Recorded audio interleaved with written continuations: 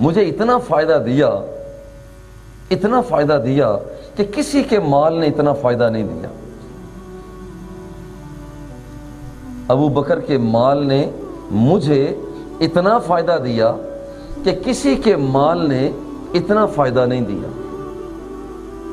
آپ نے رونا شروع کر دیا. حالانکہ تعریف ہو رہی ہے مگر پھر بھی آپ رو رو کر پوچھا اب آپ روتے کیوں ہیں؟ آپ کی تو تعریف ہو رہی ہے. فرماتے میں رو اس لیے رہا ہوں یہ تو مال ہے سرکار کی آبرو پر، میری تو جان بھی قربان ہے. یہ ادائیں ہیں.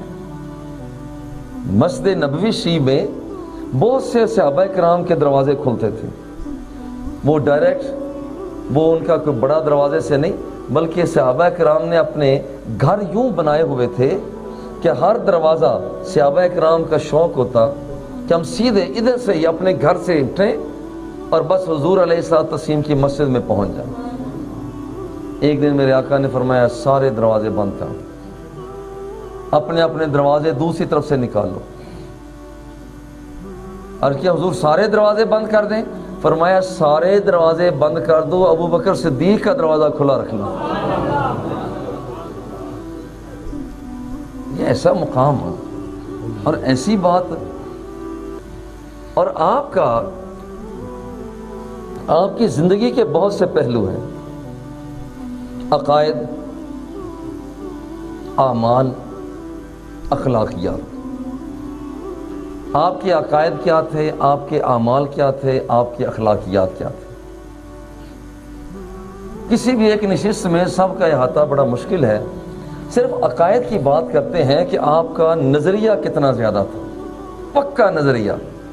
اور نظریہ پکا توحید ہے، رسالت ہے، کتاب پر ایمان ہے، فرشتوں پر ایمان ہے، جنت پر ایمان ہے، دوزخ کا ہونا اس پر ایمان ہے، قیامت کے دن پر ایمان ہے، مرنے کے بعد جی اٹھنے پر ایمان ہے، قبر پر ایمان ہے. مگر آپ کا سب سے بڑا ایمان یہ تھا کہ میں مصطفیٰ کا غلام ہوں. یہ سب سے بڑا کائنات کے آقا حضور علیہ الصلوۃ والتسلیم سرزمین مکہ میں تھے. حضرت ابوبکر صدیق جو رضی اللہ تعالی عنہ جو ابھی تک صرف عبداللہ بن عثمان تھے، یہ بندہ جنہیں بعد میں ابوبکر صدیق کہا گیا، یہ بندہ ابھی یہاں پر مکہ مکرمہ میں نہ تھا، ہجرت کر کے ملک شام کے اندر تجارت کی غرض سے گئے ہوئے. ایسے لوگوں کے خواب بھی بڑے عجیب ہوتے ہیں. انہوں نے خواب کے اندر دیکھا کہ آسمان سے سورج اترا، چاند اترا اور سیدھا میری جھولی میں آ گیا.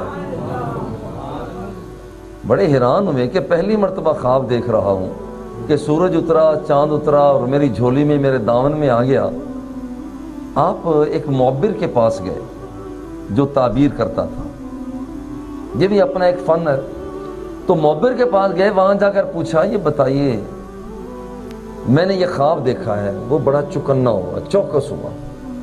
کہاں کے رہنے والے ہو، نام کیا ہے، علاقہ کون سا ہے، قبیلہ کون سا ہے، ساری چیزیں کرتے کیا ہو پوچھنے کے بعد اب جو اس نے کہا ان صدقک اللہ رؤیاک انہ یبعث النبی من قومک تکون وزیرہ فی حیاتہ وخلیفتہ بعد وفاتہ. اگر تمہارا یہ خواب سچا ہو گیا تو پھر یاد رکھ اللہ جل جلالہ وہ تیرے علاقے کے اندر نبی آخر الزمان کو بھیج رہا ہے. یہ دو سورج اور چاند تیرے دامن میں ہے، تو اس کے زندگی میں اس کا وزیر رہے گا، اور جب وہ دنیا سے چلا جائے گا تو اس کا خلیفہ بن کر رہے گا.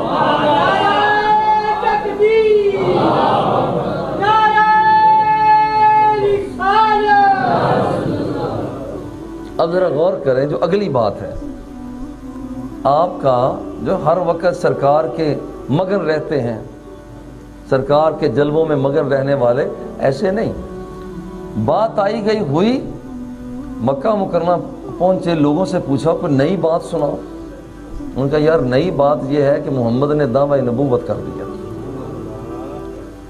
یہ گئے، انہوں نے کہا ابھی میں جائزہ لیتا ہوں۔ حضور علیہ الصلوۃ والتسلیم کے پاس گئے، جا کر پوچھتے ہیں محمد مجھے پتہ چلا ہے کہ آپ نے نبوت کا دعویٰ کیا۔ سرکار نے فرمایا میں اللہ کا نبی ہوں۔ اور کہتے ہیں حضور آپ یہ بتائیں مت دلیل علی ما تدعی، یہ جو آپ نے دعویٰ کیا ہے اس کی دلیل کیا ہے؟ میرے آقا مسکرائے اور رجی مسکراہٹ، اس مسکراہٹ میں ہی اصل میں سب کچھ عطا فرما دیا۔